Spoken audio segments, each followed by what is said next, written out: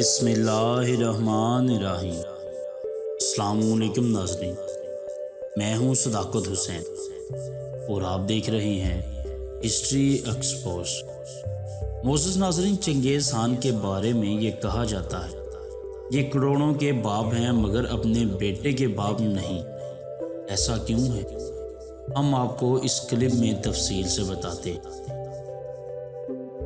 13वीं सदी ईस्वी के आगाज़ में शुमाली मगरबी एशिया की चरगाहों से एक ऐसा बगोला उठा जिसने दुनिया की बुनियादों को तय व बाला करके रख दिया। चंगेज़ खान की सफारत दानिश की रथ पर सवार मंगोल मौत और तबाही का कारगर साबित हुए और देखते ही देखते एक शहर के बाद शहर, इलाके के बाद इलाका और मुल्क के बाद मुल्क इनके आगे सरंगू होते चले गए।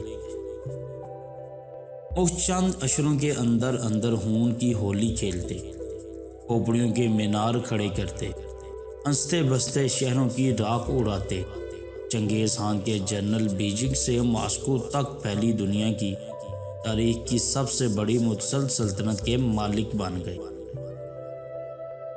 अपने अरूज के दौर में मंगोल सल्तनत 3 करोड़ मुरब्बा किलोमीटर पर फैली हुई थी। आज इस इलाके की कुल आबादी 3 अरब नफूस पर मुश्तमिल है। लेकिन चंगेज़ खान की कामयाबियां सिर्फ मैदान जंग तक महदूद नहीं थी। एक और मैदान में भी इसकी फतूहात इतनी ही हैरत अंगेज है।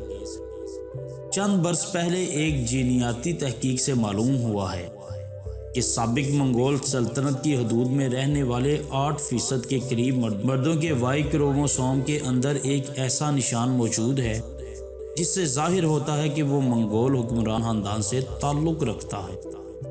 इस तहकीक से ये नतीजा निकलता है कि दुनिया में तकरीबन 1 करोड़ 7 लाख मर्द या दुनिया के मर्दों की कुल तादाद का 0.5% ऐसे हैं जिनके खून का रिश्ता ऊपर जाकर चंगेज़ खान से जा मिलता है। पाकिस्तान में ये मखसूस निशान हज़ारा कबीले के अफराद के DNA में पाया जाता है जो वैसे भी खुद को मंगोल कहते हैं। इसके अलावा मुग़ल, चुगताई और मिर्ज़ा नामी वाले बाज़ लोग भी अपने आप को मंगोल नस्ल बताते हैं। किसी एक शख्स की इतनी औलाद कैसे हो सकती है? जीनियाती तहकीक अपनी जगह, इस बात के तारीखी शवाहिद भी पाए जाते हैं। चंगेज़ खान ने खुद दर्जनों शादियां की और इनके बेटों की तादाद 200 बताई जाती है। फिर इनमें से कई बेटे ने आगे आकर हुकूमतें कायम की और साथ ही साथ वसी और अरीज़ हरम के, जहां इनकी बड़ी तादाद में बेटे हुए। मशहूर तारीख दान मलिक अता जोइनी अपनी किताब तारीख जहां कसाई में चंगेज़ खान की मौत के सिर्फ 33 साल बाद लिखते हैं। इस वक्त इनके खानदान के 2000 अफराद ऐशो इशरत की ज़िंदगी गुजार रहे हैं। मैं इसके बारे में मज़ीद कुछ नहीं कहूँगा क्योंकि ऐसा ना हो कि इस किताब के क़ारीन इसके मुसन्नफ़ पर मुबालगे का इल्ज़ाम लगा लें और ये कहना शुरू कर दें कि इतने मुख्तसर वक्त में एक शख्स की इतनी ज़्यादा औलाद कैसे पैदा हो सकती है। इस मौका पर हमारा सामना तारीख की एक हैरानगिन और अनोखी सितम ज़रीफ़ी से होता है। जब चंगेज़ खान की उम्र 60 बरस से तजावज़ कर गई तो इन्होंने अपने हैमे में अपनी पहली बीवी और मलका आलिया बोरता खातून के पतन से पैदा होने वाले 4 बेटों जोची, ओगदाई, चुगताई और तूली पर मुश्तमिल खुसूसी मजलिस बुलवाई जिसमें इनके जानशीन के नाम का फैसला होना। चंगेज़ खान ने कुरताई का आगाज़ कुछ यूँ किया, यानी मजलिस का आगाज़ कुछ यूँ किया, अगर मेरे सब बेटे हाकान बनना चाहें और एक दूसरे के मातहत काम करने से इनकार कर दें तो फिर क्या वही बात नहीं होगी जो पुरानी कहानियों के 2 सांपों के बारे में कही जाती है, जिसमें से एक के कई सार और एक दुम और दूसरे का एक सार और कई दुम्में थी।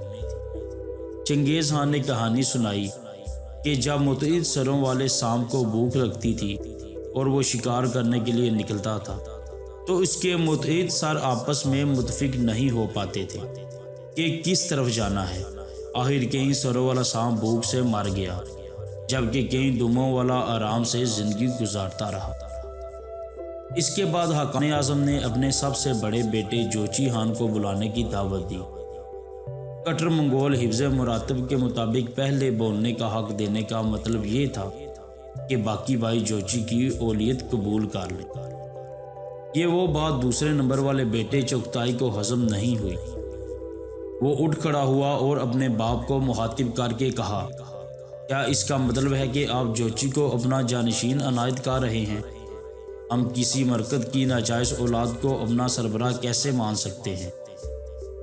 चुगताई का इशारा 40 बरस पुराने इस वाक़ये की तरफ था जब बोरता खातून को चंगेज़ के मुखालिफ कबीले मरकत ने अगवा कर लिया।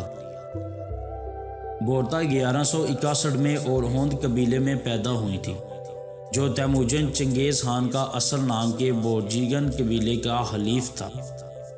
इन दोनों की बचपन ही में मंगनी हो गई थी, जबकि शादी इस वक्त हुई जब बोरता की उम्र 17 और चंगेज़ खान की उम्र 16 बरस थी। बोरता को समूर की पोस्तीन बतौर जहेज दी गई।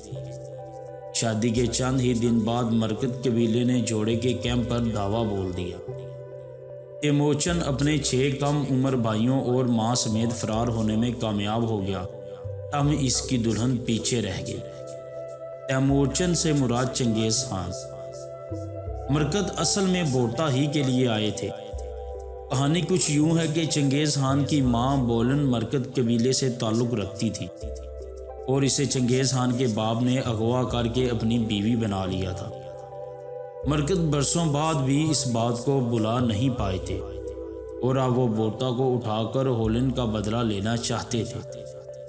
बोरता एक बैलगाड़ी पर छुप गई, लेकिन मरकदों ने इसे ढूंढ निकाला और घोड़े पर डालकर साथ ले गए। तैमूरचंद ने अपनी दुल्हन की बाजियाबी की कई कोशिशें की। आना बदोश मरकत कबीला वस्ती एशिया के हज़ारों मील के रकबे पर फैली चरगाहों में जहाँ जहाँ जाता, तैमूरचंद कुछ फासले पर इनके पीछे पीछे होता था। इस दौरान चंगेज़ खान ने इधर उधर से साथी भी इकट्ठा करना शुरू कर दिए। इसका एक कौल जो बहुत मशहूर है, मरकदों ने सिर्फ मेरा खैमा ही सूना नहीं किया, बल्कि सीना चीर कर मेरा दिल भी निकाल ले गए हैं। इलाहिर जब मरकत कबीला 400 किलोमीटर दूर साइबेरिया के बेगाल झील के करीब हैमाजन हुआ, तो चंगेज़ खान ने अपने 2 साथियों के हमरा इंतहाई ड्रामाई छापा मार कर कार्रवाई की और बोरता को दुश्मनों के कब्ज़े से छुड़वा लिया। बाज़ तारीख दानों के मुताबिक ये वाक़या चंगेज़ खान की ज़िंदगी में बुनियादी अहमियत का हामिल है, क्योंकि इस वाक़े ने इन्हें इस रास्ते पर डाल दिया जिस पर चलकर आगे वो फातेह आलम बने। ताहम बोरता को बाजियाब कराते कराते 8 महीने गुजर चुके थे। बोरता ने वापसी के कुछ ही अरसे बाद जोची को जन्म दिया। इस वक्त भी चहमगोइयाँ हुई, लेकिन चंगेज़ खान ने हमेशा जोची को अपना बेटा ही तस्लीम किया और यही वजह है कि अब वो अपनी ज़िंदगी के आखिरी दौर में इसको जानशीन बनाना चाहते थे। लेकिन इन्हें अंदाज़ा नहीं था कि 40 बरस बाद भी यही वाक़या इनके गले की हड्डी बन जाएगा और इनके अपने बेटे इनके रूबरू इनके बेटे की वल्दियत को मशकूक करार देंगे। चुगताई ने जब जोची पर इल्ज़ाम धरा तो जोची चुप न बैठ सका।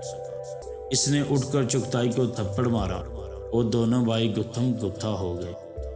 दरबारियों ने बड़ी मुश्किल से दोनों को छुड़वाया। चंगेज़ खान को अंदाज़ा हो गया कि इनके मरने के बाद तीनों छोटे बेटे कभी भी जोची को बतौर हकानी आज़म कबूल नहीं कर सकेंगे और आपस में लड़कर इस सल्तनत को पारा पारा कर देंगे। अब चुगताई ने एक तजवीज़ पेश की, जिसकी छोटे भाइयों ने फौरी तायद कर दी।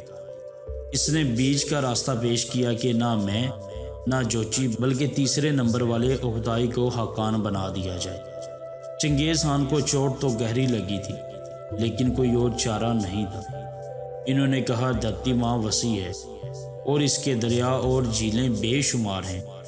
एक दूसरे से दूर दूर हैमें नस्ब करो और अपनी अपनी सल्तनत पर हुकूमत करो। ये तारीख की अजीबोगरीब सितम ज़रीफ़ी है कि आज जिस शख्स की औलाद करोड़ों में बताई जा रही है, इसके अपने बेटों ने इसके मुंह पर इसकी मुकर्रर करदा वली अहद को इसका बेटा मानने से इनकार कर दिया।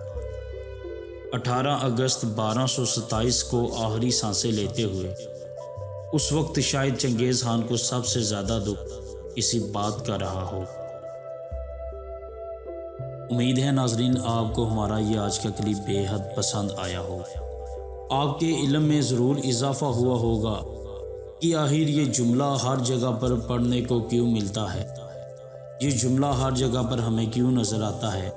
आखिर इसकी तारीख़ क्या है कि चंगेज़ खान करोड़ों के बाप हैं मगर अपने बेटे के बाप नहीं हैं। तो आज ये जानकर आपके इल्म में ज़रूर इजाफ़ा हुआ होगा।